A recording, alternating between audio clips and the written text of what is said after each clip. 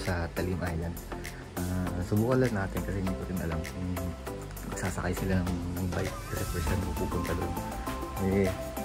Oras na, mag-aalas 7 pasado na, so sobrang tayo na late yung gising. So vlog na lang ako ulit pagdating doon sa Binangonan Port. So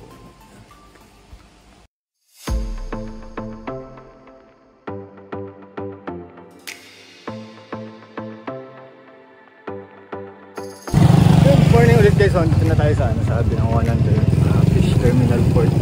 So kakarating lang natin, then yan, magtatanong-tanong tayo kasi hindi natin alam kung magkano ang pamasahe pagkasama ng bike. Although nagtanong tayo kanina sa Facebook page group, sabi 60 pesos daw.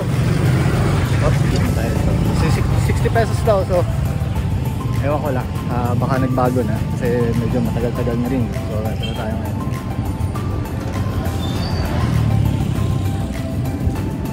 So time check nga pala natin, 8:42, so bumiyahe din tayo ng mga isang oras maybe 1 hour and 40 minutes. So galing tayo ng punta Santa Ana, tapos mag-aabang na lang muna tayo, and yun nga, hanap muna tayo ng makakain, tapos tanong-tanong lang kung hindi pwede o bawal, ewan ko na lang, siguro balik na tayo. Grabe yung init, pagos na sa mukha ko. So solo rider lang tayo guys, wala tayong kasama. So okay na yun, maya ulit. Yo, so what's up guys? Andito na tayo sa Talim Island. So kakarating lang natin after medyo isang oras na biyahe. Grabe, layo pala, hindi ko inaasahan yan. So ayan, so nakailang stopover din pala, hindi din pala tuloy-tuloy papuntang Gulod. Kasi ang punta sana natin, punta tayo ng Gulod. Kaso parang haba na ng oras, nasasayang yung oras ko, nasa bangka lang. So isang oras may higit, nandun lang ako. So sayang naman yung pagkakataon na makapag-bike tayo ng tuloy-tuloy. So ayun, bumaba tayo dito sa barangay na to, sa Cosidyo ata.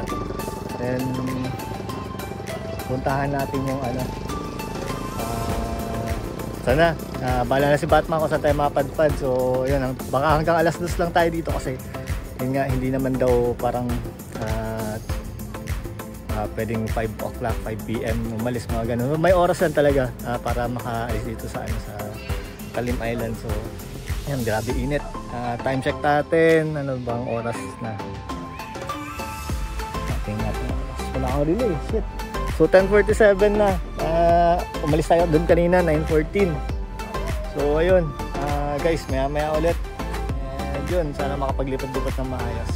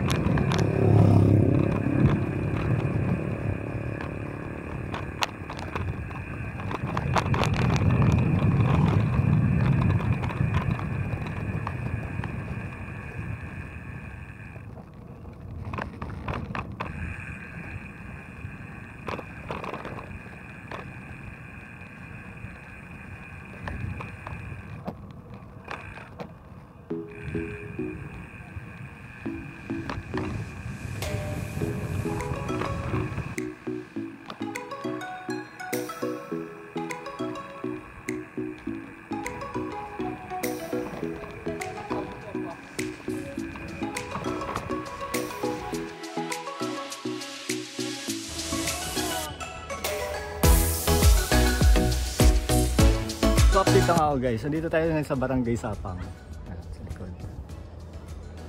Ayan. So, di pa tayo masyadong nakakalayo-layo. Pero kung plano nyo pumunta dito, huwag kayong mag-expect na maluluwang ang daan. Subukan pa natin makalayo-layo ng konti. Tapos try natin makapunta sa pinakadulo. Yun. So, update na lang ako. And then guys, so maya-maya ulit. Sobrang init, grabe.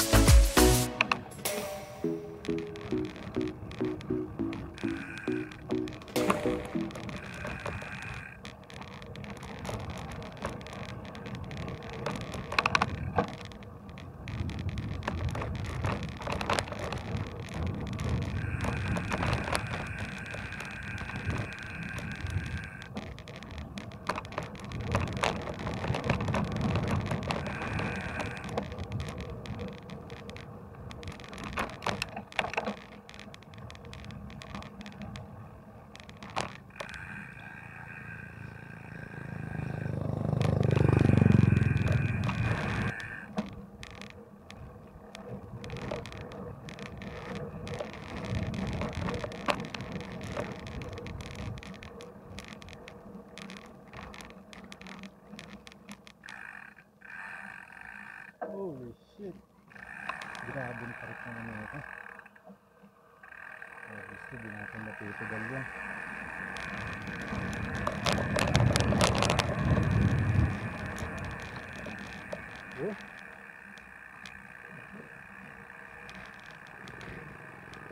Grabe ka, nilang ito, lakad.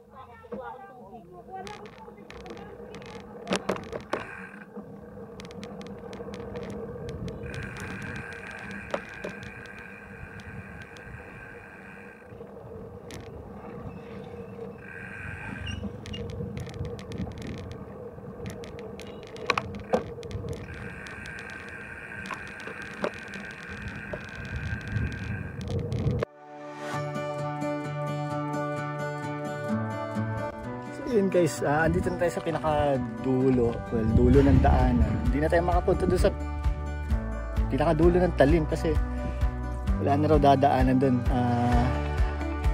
Trail na lang daw, so hindi na tayo pwede mag-trail. Wala na rin ang oras, alas 12 na.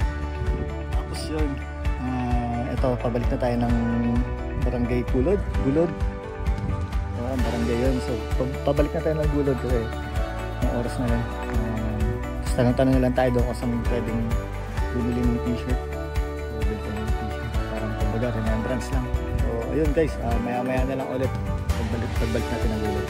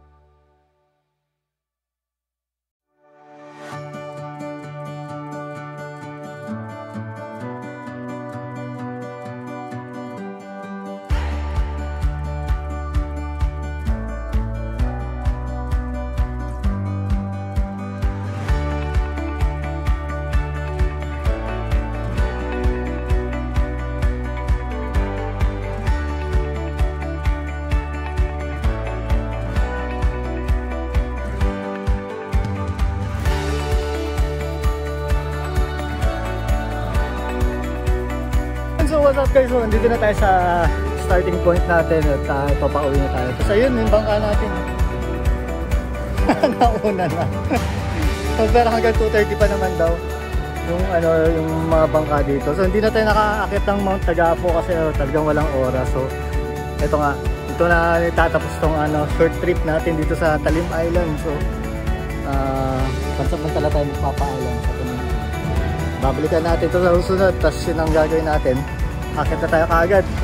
So bale, ang kinakailangan talaga dyan pagdating mo rito, at ang kailangan na babaan mo yung sa sasabihin ko na lang mamaya sa caption kasi nakalimutan ko yung pangalan. So yun, so doon ka bababa para mas malapit ka sa tourism office kasi para makabayad ka kaagad. So ang babayaran mo lang naman yung 50 pesos para sa environmental fee, saka yung 500 para sa sa tour guide. So yun guys, dito na mag-end tong natin, short trip natin sa Talim Island. So si Kuya talaga dito pa sa akin nag-park at din naman ng motor niya. So yun, mag-aabang na lang tayo uli ng bangka. Sayang talaga yung bangka natin. So yun yung bangka natin, wala na. So yun guys, dito na nagtatapos ang ating Talim Island adventure. Well, short adventure lang kasi ulan ng ulan yung oras natin. So nakarating kasi tayo doon kanina ng alas 10 pasado. And ang kailangan makabalik tayo kaagad before pa mag 3 PM kasi hanggang 3 PM lang yung or 3:30 daw. Pero yung 3 PM yung alis ng bangka. Ayan. So dito na tayo sa Binangonan Port.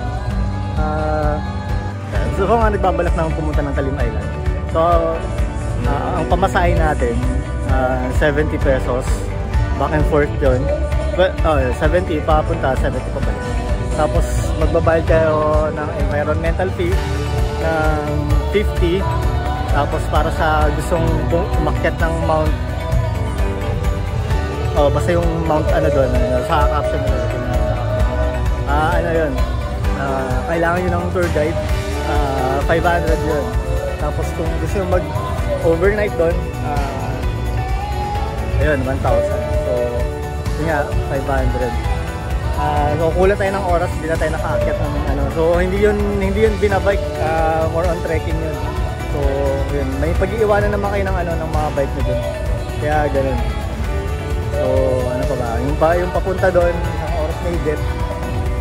So, from Binangonan Port, papunta ng Hanosa. Yun. Ano na yun, isang oras na higit. Tapos pabahay ng Gulod para malapit na kayo dun sa ano, sa tourism office. So, dumiretso na kayo kagad doon. Tsaka agahan nyo. Sobrang kailangan maaga doon para ma-enjoy nyo yung trekking kasi medyo 2 hours low yung trekking. So, tapos 2 hours pa akyat, 2 hours pa pabalik. So, kailangan talaga maaga. Sa pagkatapos ng tourism office, may mag-aano na rin sa inyo doon. Yung tour guide, so magtatawag sila. So, kumuha ako ng contact number nila. So, ipopost ko na lang din dyan. Tapos, ano pa ba? So, yun lang. Agahan nyo, 70 pesos ang papunta doon. So, 500 ang ano, ang tour guide. Yun.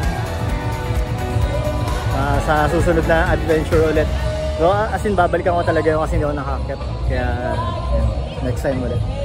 So, yun guys. Good luck.